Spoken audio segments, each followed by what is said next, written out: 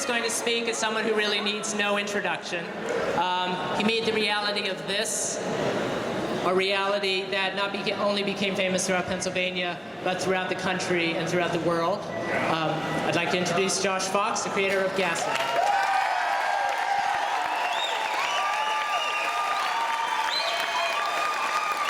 Good afternoon.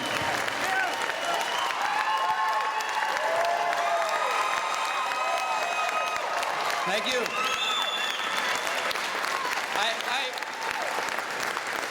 I hate to be disappointing, but I am not going to tell any jokes today.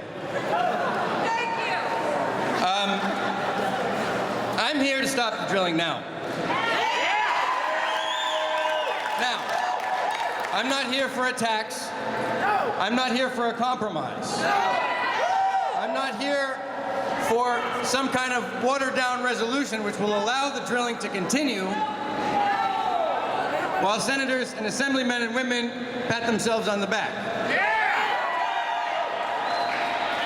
This has been a very difficult 3 years of investigating. I have been all across the nation and all across the world investigating natural gas drilling. But I am not here to tell you of the 1 in 20 rate of well casing failure or the scientifically proven peer-reviewed links between methane, flammable water, and drilling. You all know that stuff.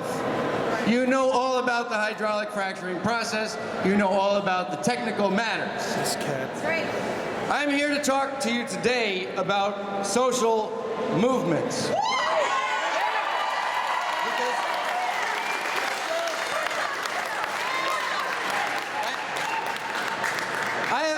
Some really hard lessons. Today, there are people in West Virginia marching on Blair Mountain to stop mountaintop removal. Those people have been expendable for the last 60 years. Their cancer, their lung problems, their disease, the destruction of their communities doesn't matter to the state of West Virginia.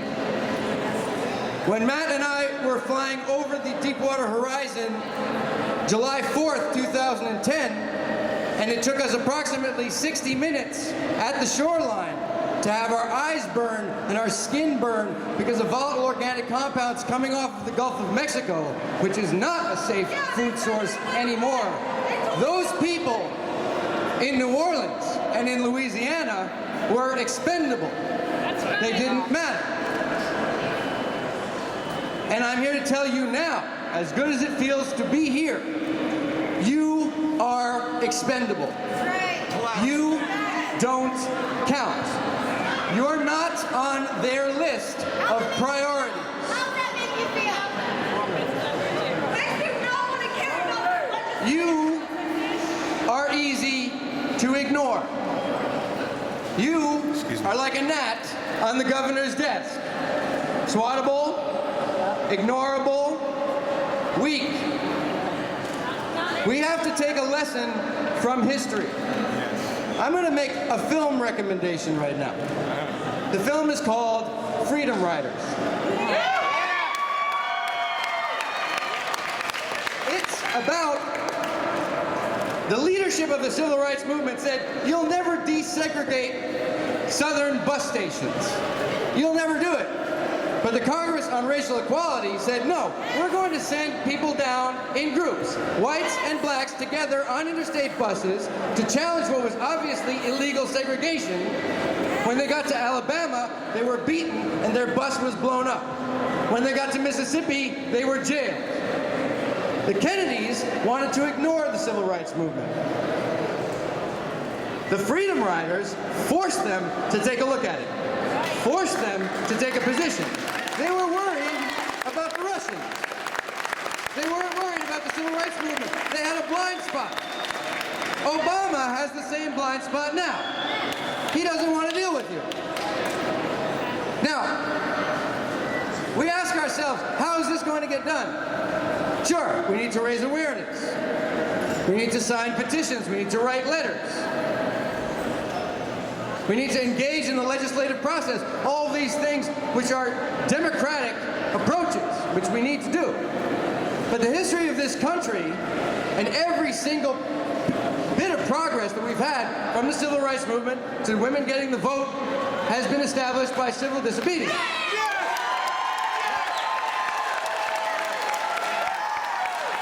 That is the only way that you are going to matter. That is the only way you are not going to be ignored. Now, they've tried every trick in the book. They've called you terrorists. They've called you extremists. They've called you liars. Some of us have been called Nazis. By people who work for this very administration. Yeah, but it's time you reminded them who is in charge. This is the Commonwealth of Pennsylvania.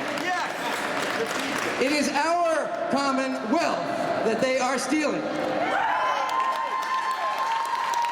It is them, as Crystal reminds us, who are breaking the law, who are breaking the very Constitution of the Commonwealth. A lot of you are going to go see your legislators. Some of you already have. Do not plead. Do not beg. Do not ask. Demand. That's right. Who said it in the back? Demand. We need the leadership of this movement to call upon you. Are you ready? I think they're ready. The senator who stood up here and said he wanted a 3-year moratorium needs to believe in his bill. If he believed in it, he wouldn't be asking for a tax. You need to give him that belief. You need to say that we are here and we're not going anywhere. I'm not leaving this building today.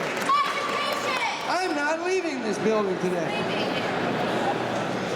So remind them who is in charge, who has the real power. It's not in ad campaign dollars. It's not in lobbyists and fake scientists and fake journalists and lying lieutenant governors and governors telling you there is no water contamination. If they tell you no to your face upstairs, you tell them no right back. Yes.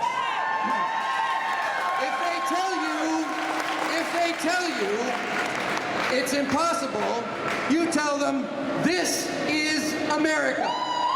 Right? And we are patriots. This is the land of the free and the home of the brave, and those words mean something. You tell them that you are on the side of right, and they are on the side of money. And goodness and peace and beauty and a safe environment for yourselves and your children is more important than money. So if they tell you no, if they tell you some kind of namby-pamby thing like, oh, well, we're going to charge them reparations. I mean, come on. Am I hearing this right?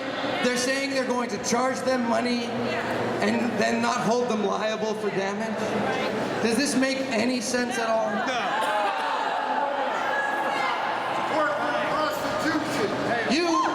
You must make yourselves known clearly, peacefully. Peaceful assertion, peaceful disobedience, peaceful justice, end the drilling now, no compromise.